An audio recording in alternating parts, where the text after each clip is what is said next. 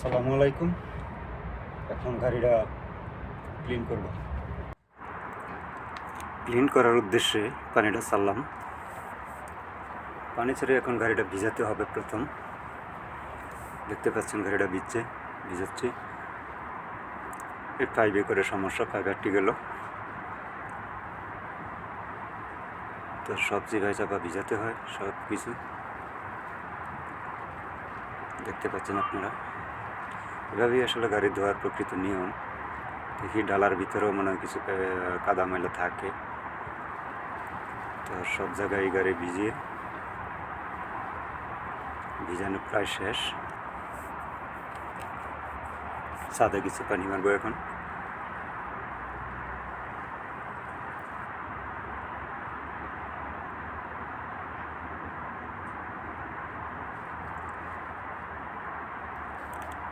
ছাদে পানি মারার পর এখন আমি পানিটা বন্ধ করে দিব।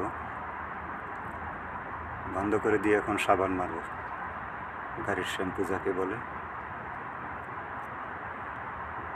তারপর আবার পানি মারবো, এরপর আবার শুকনো কাপড় দিয়ে এটা মুছতে হবে।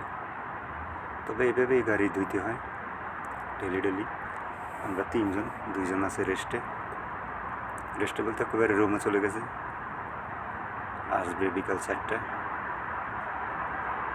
এখন ফাঁকে দিয়ে গাড়ি দিল, ধুয়ে তো আর পারা যায় না, একাই ধুচ্ছি। তো আজ এই পর্যন্তই। ভালো থাকবেন সবাই, ধন্যবাদ।